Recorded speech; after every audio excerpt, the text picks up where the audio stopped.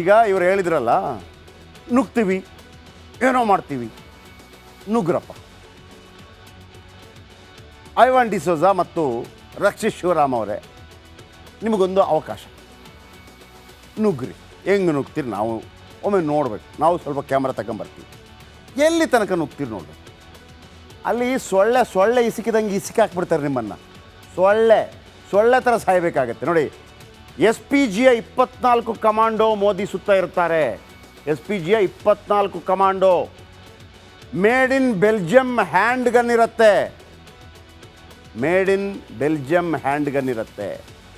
FN 2000 assault rifle ಕೂಡ ಇರ್ತದೆ. FN P90 ಸಬ್ಮಷೀನ್ gun ಕೂಡ ನೀಡಿರ್ತಾರೆ. ಹತ್ರ ಬಂದರೆ ಡುಮ್ ಅನಿಸ್ಬೇಕಾಗಿಲ್ಲ. ಡುಮ್ ಅನಿಸೋದು ಯಾರನ್ನ? ಸೊಳ್ಳೆ ಇಸ್ಕಿದಂಗೆ ಇಸ್ಕಾಕ್ಬಿಡ್ತಾರೆ. ಡಮಾರ್. ಹತ್ರ ಬಂದರೆ ಡಮ್ ಅನಿಸ್ಬಿಡ್ತಾರೆ ಕಮಾಂಡೋಗಳು. ಇದು ಒಂದನೇ ಹಂತ. ಎರಡನೇ ಹಂತ ಹೇಳ್ತೀನಿ. ನುಗ್ತೀವಿ, ಮತ್ತೊಂದು ಮಾಡ್ತೀವಿ. ಮೋದಿ ಭದ್ರತೆಗೆಂದೇ ವಿಶೇಷ ಕಮಾಂಡೋ ಇರ್ತಾರೆ. ಎರಡನೇ ಹಂತದಲ್ಲಿ ಸ್ಪೆಷಲ್ ಕಮಾಂಡೋ ಇರ್ತಾರೆ. ಗರುಡ ಕಮಾಂಡೋ ಫೋರ್ಸ್ನ 1000 ಯೋಧರಿರ್ತಾರೆ. 3000 ಪ್ಯಾರಾಮಿಲಿಟರಿ ಫೋರ್ಸ್ ಇರುತ್ತೆ. ಇನ್ನು ಮೂರನೇ ಹಂತ, ಪ್ರಧಾನಿ ಭದ್ರತೆಗೆಂದೇ ಪ್ಯಾರಾಮಿಲಿಟರಿ ಫೋರ್ಸ್ ಇರುತ್ತೆ. ಪ್ಯಾರಾಮಿಲಿಟರಿಯ 3000 ಕಮಾಂಡೋ ಭದ್ರತೆ ಇರುತ್ತೆ. ಇವರ ಬಳಿ ಕಾರ್ನರ್ ಶಾಟ್ ಗನ್ ಇರುತ್ತೆ. ಸ್ಪೈಪರ್ಗಳು ಈ ಹಂತದಲ್ಲಿರುತ್ತೆ. ಬ್ಯಾಲಿಸ್ಟಿಕ್ ಬ್ರೀಫ್ ಕೇಸ್ ಹೊಂದಿರ್ತಾರೆ. ಇನ್ನು ನಾಲ್ಕನೇ ಹಂತ, ಜೊತೆಗೆ ಸ್ಥಳೀಯ ಮಟ್ಟದ ಪೊಲೀಸರು ಇರ್ತಾರೆ. ಈ ಪೊಲೀಸರು ಜನರನ್ನು ನಿಯಂತ್ರಣ ಮಾಡ್ತಾರೆ. ಅನುಮಾನ ಬಂದರೆ ಸಾಕು, ಅಲರ್ಟ್ ಆಗಿಬಿಡ್ತಾರೆ. ನಾನು ನಿಮಗೆ ಹೇಳ್ತಿರೋದು, ನುಗ್ಗಿಬಿಡ್ರಪ್ಪ. ಮೋದಿ ಮನೆಗೆ ನುಗ್ಗಿಬಿಡಿ. ಶೇಖ್ ಹಸೀನಾ ಮನೆಗೆ ನುಗ್ಗಿದ್ರಲ್ವಾ, ಹಾಗೆ ನುಗ್ಗಿಬಿಡಿ ನೋಡೋಣ. ಹಾಗೆ ನುಗ್ಗಿಬಿಡಿ. ನೀವಿಬ್ಬರು ನುಗ್ಗಿಬಿಟ್ಟು ಜೀವಂತವಾಗಿ ಬಂದರೆ ನಿಮ್ಮನ್ನು ಅವಿರೋಧವಾಗಿ MLA ಮತ್ತು MP ಆಯ್ಕೆ ಮಾಡ್ತಾರೆ. ಆ ಭಾಗದ ಜನ ಅವಿರೋಧವಾಗಿ ಯಾರನ್ನು ನಿಲ್ಲಿಸಲ್ಲ. ನೀವು ಹೇಳಿದ್ರಲ್ಲ, ಶೇಖ್ ಹಸೀನಾ ಓಡೋದಂಗೆ ಓಡೋಗಬೇಕು, ಹಂಗಾಗತ್ತೆ, ನುಗ್ಗಿಬಿಡಿ ನೋಡೋಣ. ನೀವು ಟ್ರೈ ಮಾಡಿಯಪ್ಪ, ಟ್ರೈ ಮಾಡಿ. ಸುಮ್ಮನೆ ಸೊಳ್ಳೆ ನೋಡ್ದಂಗೆ ಹೊಡೆದಾಕ್ಬಿಡ್ತಾರೆ. ಸುಮ್ಮನೆ ಒಂದು ಏನಾದರೂ ಇದ್ದರೆ ಹೋರಾಟ ಮಾಡಬೇಕು.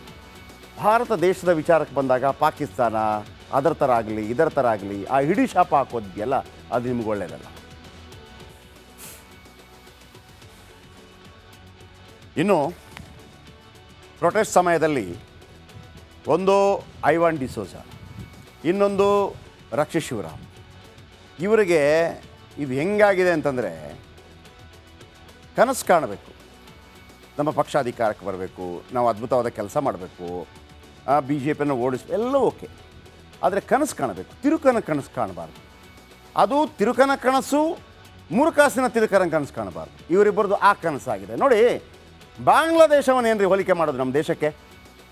ಅಂದರೆ ಮನಸ್ಸಲ್ಲಿ ಎಷ್ಟು ದ್ವೇಷ, ಎಷ್ಟು ಕಿಚ್ಚು ಇದೆ ಈ ಸಮಾಜದ ಬಗ್ಗೆ.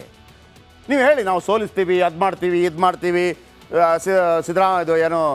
BJPಯನ್ನು ಸೋಲಿಸ್ತೀವಿ, ನರೇಂದ್ರ ಮೋದಿ ಅವರನ್ನು ಸೋಲಿಸ್ತೀವಿ, ಬಾಂಗ್ಲಾದೇಶ ಥರ ಅಂದರೆ ನಿಮ್ಮ ಒಳಗಿನ ಆ ಸುಪ್ತ ಮನಸ್ಸಿನಲ್ಲಿ ಎಷ್ಟು ದ್ವೇಷ ಇದೆ.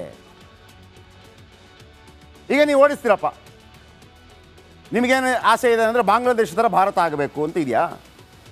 ಬಾಂಗ್ಲಾದೇಶದಲ್ಲಿ 300-400 ಜನರನ್ನು ಡಿಮ್ ಅಂತ ಹೊಡೆದ್ರು. ಅದು ನೀವು ಆಗ್ಬಿಟ್ರೆ ಏನು ಮಾಡ್ತೀರಿ? ಹಂಗೆ ನಾವು ಕೇಳ್ಬೋದಲ್ಲ. ದೇಶದ ಆಂತರಿಕ ಭದ್ರತೆ ವಿಚಾರವನ್ನು ಕೇಳಿದಾಗ ಏನು ಮಾಡೋಣ? ಇದು ಕನಸಲ್ಲ, ಇದು ತಿರುಕನ ಕನಸು. ಇದೀ ಗಲಭೆ ನಡೆದು, ಬಾಂಗ್ಲಾದೇಶದಲ್ಲಿ ಗಲಭೆ ನಡೆದು ಅಲ್ಲಿನ ಪ್ರಧಾನಿ ಭಾರತಕ್ಕೆ ಬರಬೇಕಾಯಿತು. ಕಾಂಗ್ರೆಸ್ ನಾಯಕರು ಥೇಟ್ ಅಂಥದ್ದೇ ಕನಸು ಕಾಣ್ತಾ ಇದ್ದಾರೆ. ಆದರೆ ನರೇಂದ್ರ ಮೋದಿ ದೇಶ ಬಿಡಬೇಕು ಅಂತ ಊಹೆ ಮಾಡ್ಕೊಳ್ತಾ ಖುಷಿ ಪಡೋದು, ಒಂದು ಊಹಿಸ್ಕೊಳ್ಳೋದು. ಅವರೆಲ್ಲ ಹೋಗ್ಬಿಟ್ರೆ ಯಾರಿಲ್ಲ ಅಂತಂದರೆ ನಾವೇ ಅಲ್ವಾ ಇಲ್ಲಿ ಅನ್ನೋ ರೀತಿಯಲ್ಲಿ ಬಾಯಿಗೆ ಬಂದಂತೆ ಮಾತಾಡ್ತಾ ಇದ್ದೀರಿ. ಯಾವನೇ ಆಗಿರಲಿ ಸರ್, ನೀವು ರಾಜಕಾರಣಿ ಆಗಿರಿ, ನೀವೆಷ್ಟೇ ಪ್ರಭಾವಿ ಆಗಿರಿ, ದೇಶದ ವಿಚಾರದಲ್ಲಿ ಬಾಂಗ್ಲಾದೇಶ, ಪಾಕಿಸ್ತಾನ ಮತ್ತೊಂದು ತರುವಂಥ ಅಗತ್ಯ ಇಲ್ಲ.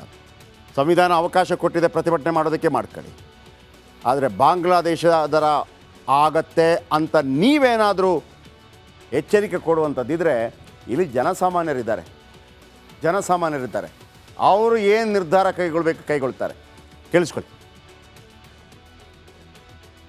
ಯಾವ ರೀತಿ ಬಾಂಗ್ಲಾದೇಶದಲ್ಲಿ ಆಯ್ತು ಅದೇ ರೀತಿ ಗವರ್ನರ್ ಆಫೀಸಿಗೆ, ಗವರ್ನರ್ ಮನೆಗೆ ನುಗ್ಗತಕ್ಕಂಥ ಕೆಲಸ ನಾವು ಕಾಂಗ್ರೆಸ್ನ ಕಾರ್ಯಕರ್ತರು ಮಾಡಬೇಕಾಗ್ತದೆ. ಮೋದಿ ಅವರೇ, ಬಾಂಗ್ಲಾದೇಶದಲ್ಲಿ ಹಾಸಿಗೆ ದಿಂಬು ಹಿಡ್ಕೊಂಡು ಹೋದ್ರಲ್ಲ, ಆ ಪ್ರಸಂಗ ನಿಮಗೂ ಕೂಡ ಅತಿ ಶೀಘ್ರದಲ್ಲಿ ಬರಲಿದೆ, ಎಚ್ಚರವಾಗಿರಿ.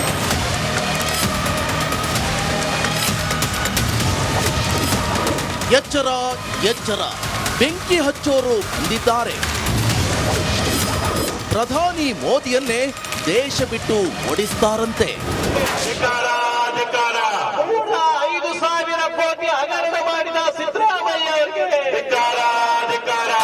ನಿನ್ನೆ ಅಬ್ಬರಿಸಿ ಬೊಬ್ಬಿರಿದು 1-2 ಗಂಟೆ ಪ್ರತಿಭಟನೆ ಮಾಡಿದ್ದ ಬಿಜೆಪಿ ನಾಯಕರು ಇಂದು ಸುಸ್ತಾಗಿ ಎಸಿ ರೂಮ್ನಲ್ಲಿ ರೆಸ್ಟ್ ಮಾಡ್ತಿದ್ರು. ಅತ್ತ ಕಾಂಗ್ರೆಸ್ ನಾಯಕರು ಬಾಂಗ್ಲಾದೇಶ ರೀತಿಯಲ್ಲಿ ದಾಳಿ ಮಾಡ್ತೀವಿ ಅಂತ ಬೆದರಿಕೆ ಹಾಕ್ತಿದ್ದಾರೆ.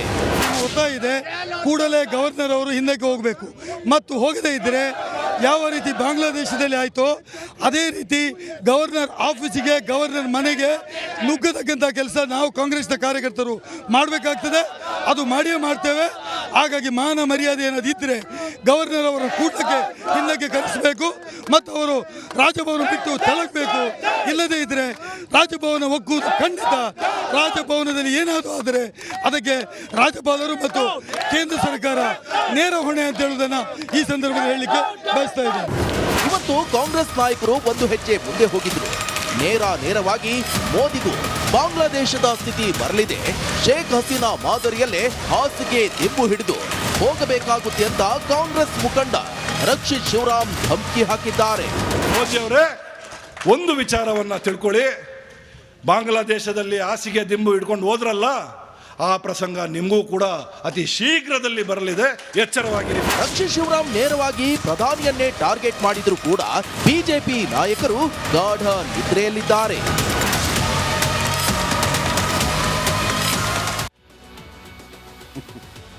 ಆಸೆ ನೋಡಿ, ಆಸೆ. ಕಾಂಗ್ರೆಸ್ಸಿಗರೇ, ಇಂಥ ಹೇಳಿಕೆಗಳನ್ನು ದಯವಿಟ್ಟು ಬಿಟ್ಬಿಡಿ. ಕಾಂಗ್ರೆಸ್ಸಿಗರು ಮಾತ್ರವಲ್ಲ, ಯಾವನೇ ಆಗಿರಲಿ. ಇದು ಬಾಂಗ್ಲಾದೇಶ, ಇದು ಪಾಕಿಸ್ತಾನ ಅಲ್ಲ, ಇದು ಭಾರತ. ಭಾರತದ ಸರ್ಕಾರವನ್ನು ಗೌರವಿಸುತ್ತೆ ನಮ್ಮ ಸೇನೆ. ಪಾಕಿಸ್ತಾನ, ಬಾಂಗ್ಲಾದೇಶ ಸೇನೆಗಳಿಗೆ ನಿಯತ್ತಿರೋದಿಲ್ಲ. ಅಲ್ಲಿದ್ದ ಸೇನಾ ಮುಖ್ಯಸ್ಥರಿಗೆ ಕುರ್ಚಿ ಮೇಲೆ ಆಸೆ ಇರುತ್ತೆ, ಅಲ್ಲಿದ್ದ ಸೇನಾ ಮುಖ್ಯಸ್ಥರಿಗೆ ಕಾಸಿನ ಮೇಲೆ ಆಸೆ ಇರುತ್ತೆ. ಆದರೆ ಭಾರತದ ಸೇನೆಗೆ ದೇಶದ ಮೇಲೆ ಗೌರವ ಇರುತ್ತೆ. ಪ್ರಧಾನಿಯ ಕೂದಲು ಮುಟ್ಟೋಕ್ಕೂ ಕೂಡ ಸೇನೆ ಬಿಡಲ್ಲ. ಪ್ರಧಾನಿ ಮನೆಗೆ ನುಗ್ಗೋ ಕನಸನ್ನು ಕೂಡ ನೀವು ಕಾಣಬೇಡಿ. ಪ್ರಧಾನಿ ಮನೆಗೆ ಗೇಟ್ ದಾಟೋದಕ್ಕೂ ನಿಮ್ಗೆ ಆಗೋದಿಲ್ಲ. ನೆಕ್ಸ್ಟ್ ಈಗ ಮೋದಿ ಭದ್ರತೆ.